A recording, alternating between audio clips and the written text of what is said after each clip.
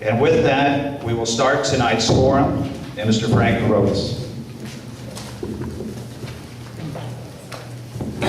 Thank you, Tom. Can everybody hear all right? I was here the other day, and in the back, because of this sound system, it was a little difficult. It's okay, good. All right. First of all, I want to thank all of you for being here tonight. This is a very, very important race, which is why it's so important that we have such a good turnout. I actually was hoping for an even bigger turnout, but nonetheless, we're going to be able to talk about some very important issues here tonight. My one concern is the fact that some of these issues are so complex that 2 minutes is really not going to be enough time to answer. I will stick around afterwards if there's anyone that has any particular questions they want clarified. Perhaps we can get a phone number, an email address or something, and we can get back to you with the information. The reason that I'm running for sheriff is because I feel, having been a member of the Sheriff's Department for 17 years, that I am the most qualified candidate to do the job. I have a very vast and varied experience in law enforcement, starting with the Los Angeles County Sheriff's Department, where I spent 10 years. During that time, I lost 2 partners in the line of duty. One was killed in a gun battle, and the other one was killed in a traffic accident. What does that mean? You have 2 minutes remaining. Oh, okay, thank you. The experience that I had at street level was 13 years. After that, in 1984, I became chief of police in Desert Hot Springs, and from that time until I retired from the Sheriff's Department in 2007, I had 17 years with the Riverside County Sheriff's Department as an administrator. I think that right now what we're looking at are some very unusual and difficult times, in as much as we are going through an economic crisis, the likes of which we have never seen before. On top of that, we have really serious issues with illegal immigration, regardless of what you think is going on in Arizona, whether you agree or disagree. I'm telling you that that problem is coming to California. They're not stopping the drugs and they're not stopping illegal immigration. So it's going to be Texas, California, and New Mexico. That's it.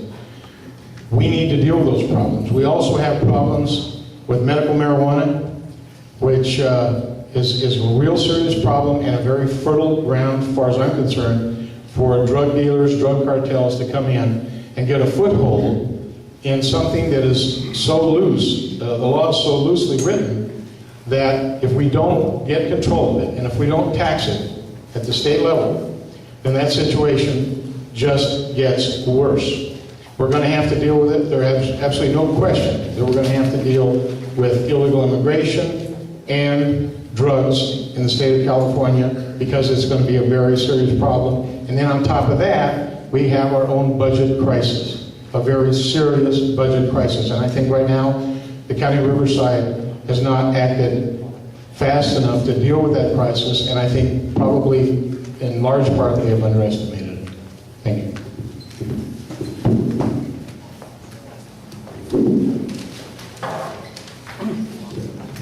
Good evening, and thank you for allowing me the opportunity also to speak about a great agency that I'm very privileged to lead and have led for the last 2.5 years, and that's the Riverside County Sheriff's Department. We've accomplished a lot in the Sheriff's Department collectively here in the last 2.5 years, and I'd like to post at least some of the comments as far as why I think I should be retained as your county sheriff. When the prior sheriff abruptly left office 8 months into his term, I competed with a group of other candidates, well-qualified candidates, in that September of 2007, and received the most votes and was selected as the 13th sheriff of Riverside County. I took office on October 2nd, 2007, and we smoothly transitioned the department that was already publicly in the press and in the other arenas that deal with us in the law enforcement community in a major state of turmoil, and we transitioned it in a very smooth fashion.